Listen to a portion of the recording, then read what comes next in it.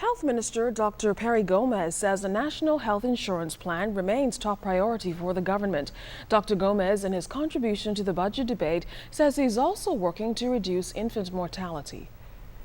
We do have a major task ahead of us to meet the Millennium Development Goal number 4, which is 2/3 reduction from the 1999 rates in the infant and maternal mortality by the year 2015. This will require close collaboration with both the private and public health services to achieve this goal. MP for Fort Charlotte Dr. Andre Rollins, during his budget contribution, urged all concerned to explore new energy alternatives, including a liquefied natural gas plant to reduce electricity costs and allow more people to remain in business. He also addressed the government's plan to conduct a referendum on gambling.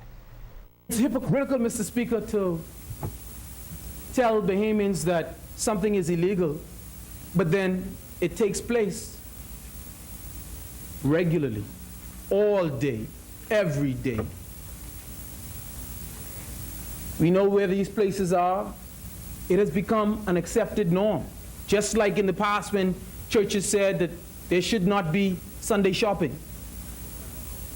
The fact of the matter is, Mr. Speaker, we are teaching our children that hypocrisy is okay when we tell them that numbers buying is illegal, but they see it happening all around them. I believe, Mr. Speaker, that in light of our challenges in righting our revenue imbalance, our fiscal imbalance picture, I think that we've got to either put up or shut up when it comes to dealing with this numbers business. Social Services Minister Melanie Griffin, meantime, has announced a proposal to further protect children. She was addressing the budget debate last night when she said she'll invite the National Child Protection Council's advice on the idea.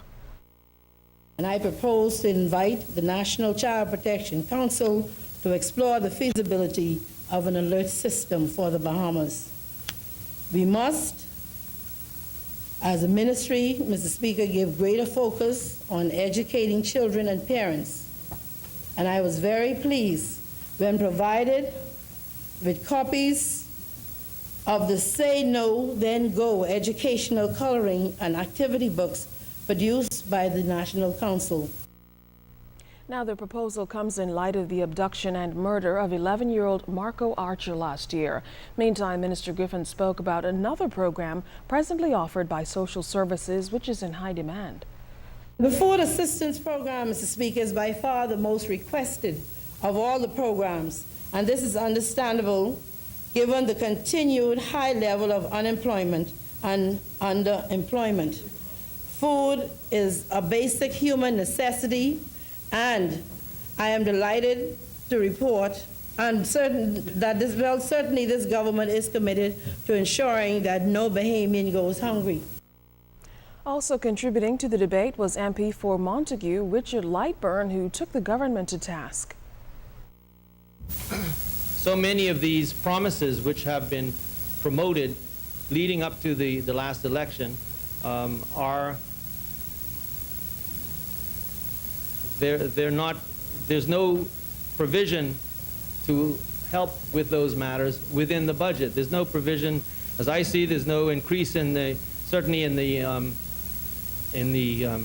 revenue applied to education, which would indicate that there's any attempt whatever to increase our investment in education.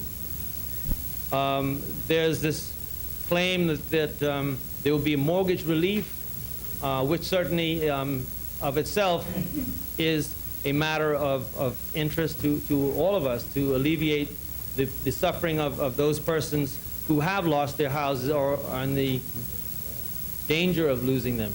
But I don't know whether that is a practical proposal, because when one looks at again, from the budget, there doesn't appear to be any financial assistance provided in the budget which would enable government to do anything.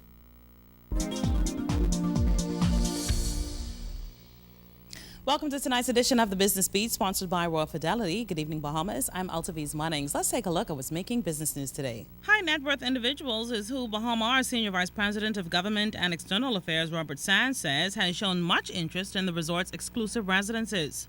Bahamar officials, led by President Don Robinson, are in London this week to unveil the high luxury properties to exclusive potential clients. A reception will be held in London's Mandarin Hotel, while a showcase of the residences have been featured in London's premier shopping district, Harrods. The Financial Voice Forum, which assembles financial experts from various economic sectors to weigh in on issues impacting the national economy, will take on its fifth annual examination of the 2012-2013 national budget next week, Tuesday, June 19th, at the J. Whitney Pinder Building on Collins Avenue, live on ZNS television, starting at 8 p.m. And in regional business, Red Jet's last plane left Barbados Monday afternoon, hours after the court there gave the company the all-clear to fly its aircraft to the United States, where they will be sold to help repay creditors. The airline got the green light from a high court judge who overturned the injunction granted over the weekend to Grantley Adams International Airport, which is owed hundreds of thousands of dollars. Remember, you can send us an email or join us on www.znsbahamas.com or become our friend on ZNS's official Facebook page. And that will end tonight's edition of the Business Beat, sponsored by Royal Fidelity. I'm Tues. Thanks so much for watching. It's time for today's Doctor's Hospital Health Tip. Many men tend to take better care of their cars than themselves. Just as your car needs routine checkups and oil changes, your body needs preventative maintenance too. Knowing your doctor and having your doctor know you can help ensure you live a long, healthy life. It may be the way we raise our sons that contributes to men underutilizing the healthcare system. When a little boy scrapes his knee, he's encouraged to brush off the injury.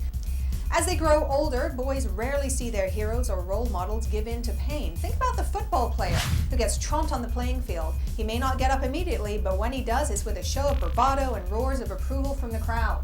The typical male patient feels he has to maintain that aura of invincibility that can lead to denial when they could benefit from medical care. Early and regular medical examinations contribute to good health by identifying diseases early. Conditions discovered in their early stages are potentially reversible and treatable. Illnesses left undetected and discovered in advanced stages can ultimately mean more tests, more medicines, more visits to specialists, more invasive procedures, and worse outcomes. Remember to keep your body running smoothly. Make an appointment with your doctor or contact the Doctor's Hospital Sessional Clinic to make an appointment if you don't already have a primary care physician.